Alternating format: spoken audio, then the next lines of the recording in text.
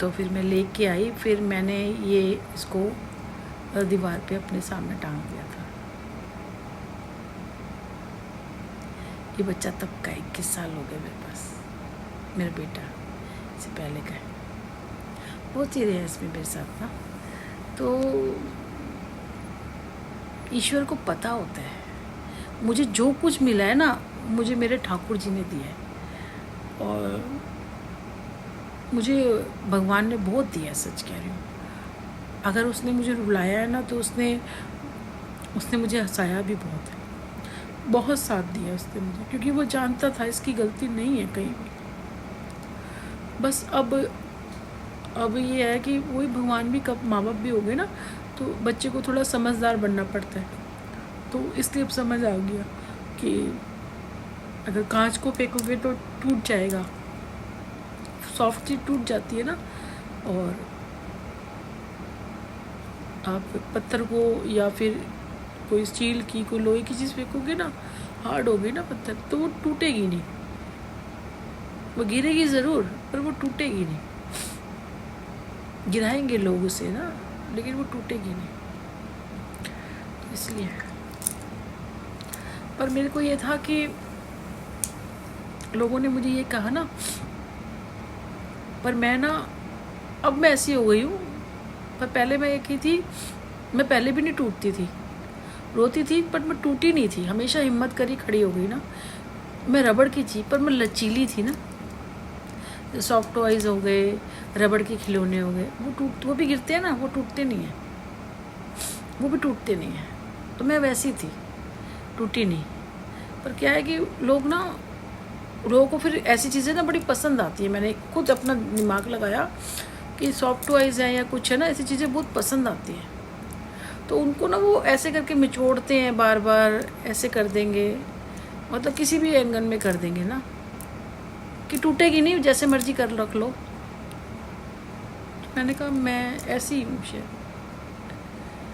और हार्ड चीज़ होएगी ना, उसे नीचे नहीं करेंगे तो तोड़ेंगे नहीं, मरोड़ेंगे नहीं, क्योंकि उनको लग जाएगी। फिर मैंने कहा नहीं, अब ऐसे बनना पड़ेगा, ताकि वो मुझे ऐसे ना कर पाए। ऐसे करेंगे ना तो उनको खुद को लगेगी। सॉफ्ट टॉयज बनोगे तो ऐसे करोगे ना, तो उसको तकलीफ हुई। तो मुझे ये थी मैं, फिर मैं दूसरी बन गई मैं। खैर, मेरी बातें ना हर किसी को पता नहीं समझ आती है, इसलिए कहती हूँ मेरी बातें सुना करो, समझा करो। और ज़रूरत ही नहीं है कभी झूठ बोलने की ना। हाँ, अगर आपको लगे कि झूठ बोलना चाहिए, बहुत ज़रूरी है, वहाँ झूठ बोल सकते हो। ये मेरे लिए नहीं है, मेरे लिए मैं तो सच्ची बोल देती हूँ, क्योंकि मेरे को लगता है कि ये बनाऊँगी अगले दिन और ये इसको मेरा झूठ पकड़ा गया तो मेरी क्या रेपुटेशन रह जाएगी, ये मेरे बारे में क्या सोचेगा ना। तो मैं इसलिए पहली बार में सच बता देती हूँ। हाँ, मैं बता देती हूँ, पैसे नहीं है भाई हमारे पास, पैसे नहीं है हमारे पास। कोई भी आता मैं कहती हूँ भाई पैसे नहीं है हमारे पास, सिंपल सी बात है। जब नहीं है तो नहीं बोलूँगी ना, क्यों है, नहीं है मेरे पास पैसे, हम नहीं खरीद सकते, हम नहीं ऐसा कर सकते। और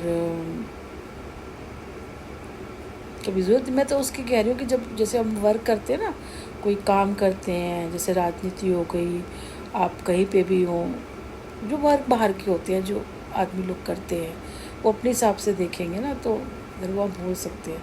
पर आप एक औरत से, अपनी घर के जो आपको बड़ा मान सम्मान प्यार दे रहा है, आप उसी से झूठ बोल रहे हो, तो आपके पास जो बरकत आनी होगी ना, वो वापस लौट जाएगी कि यार तो, क्योंकि देखो अब ये लोग पता है कौन से लोग होते हैं, जो मानते ही नहीं है कि ईश्वर है या वक्त है या कुदरत है, या सारी चीज़ों को मानते ही नहीं है।